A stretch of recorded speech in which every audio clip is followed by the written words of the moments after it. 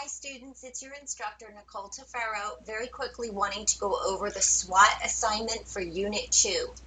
When you first open up the template, this is what you're going to see. For those of you who have never seen a SWOT matrix before, SWOT stands for Strengths, Weaknesses, Opportunities, and Threats. What's important to remember here is that your strengths and your weaknesses are your internal components that are related to your company. Your opportunities and threats are external elements related to the company.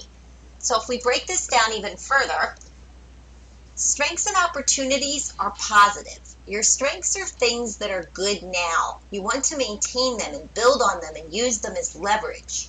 Your opportunities are things that are good for the future. You're going to prioritize them, capture them, and build and optimize them.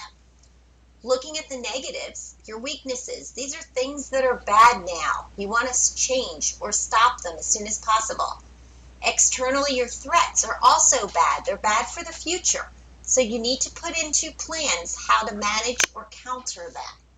I'm going to give you an example. This is a SWOT analysis that I actually did for a client recently. Most of you know that I work for large hospital systems and large physician groups across the country.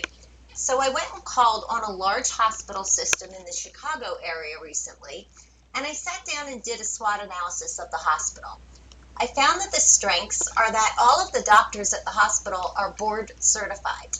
I found out that the hospital has new state-of-the-art equipment, that they're serving a very large demographic area. The hospital has a separate pediatric wing and a pediatric emergency room. They also have specialized wings for different diseases, and they accept all insurances. These are all strengths, right? If we go back and look at strengths, they're things that are good now that we want to maintain and build on and use as leverage. Looking at the weaknesses of this hospital, there's poor communication between management and staff. There's a lot of processes that are very confusing. The billing department in the hospital is very weak on their collections, so there's a lot of outstanding money owed to this hospital. And the hospital subcontracts their ambulances. Why is this confusing? Well, it's hurtful to the hospital because the ambulances are not under obligation to take the patients to this particular hospital, unlike if they owned the ambulances and then they know that all the patients would be brought there. An opportunity is that the hospital is considering partnering with some major pharmaceutical companies. They also plan on starting a resident program with the local medical college, and they have potential to merge with some of the smaller hospitals in the service area. Going back again, these are things that are good for the future that we can capture and build on and optimize. So the threats for this hospital are that other hospitals in the area are trying to take their patients. There's also a new specialty hospital opening within the state, and it's a cancer center. And then finally, there's a lot of reduction in healthcare costs by government. Hospitals and doctors are not being paid what they used to be. So if we move on to another example of something you might be more familiar with, we're going to take a look at Nike. Nike's internal strengths. They're a global brand. They're innovative. They have a large range of products. And they also have diverse distribution channels. We'll talk about those in Unit 3 and 4. Distribution channels, where are they getting the message out to the customers? Their weaknesses is that they're very dependent on the footwear division of the brand. Those shoes are higher priced than many of their competitors. They have a poor history of social and ethical issues, and they rely on cheap labor. That should be an R, sorry about that.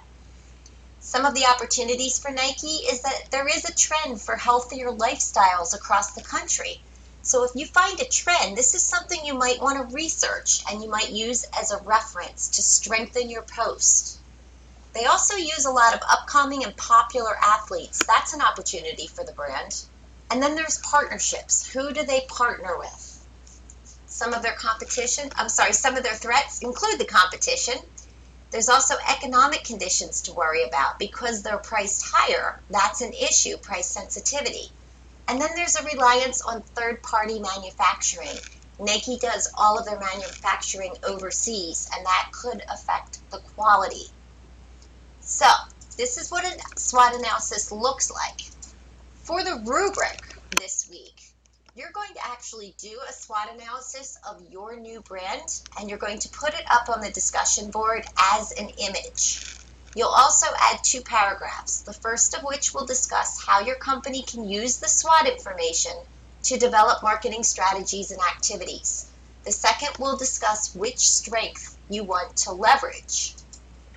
In your responses to your classmates, discuss how you would counter their strengths or take advantages of their weakness for your product. You're going to find this under the announcement section of the course.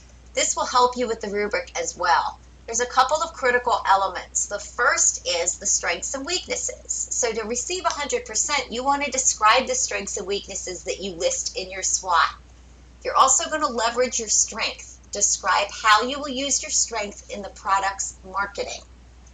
The next critical element is the opportunities and the threats. You're going to want to provide details about the threats and opportunities that you listed, and then interpret them, explain your findings, and describe how to use the SWOT in marketing.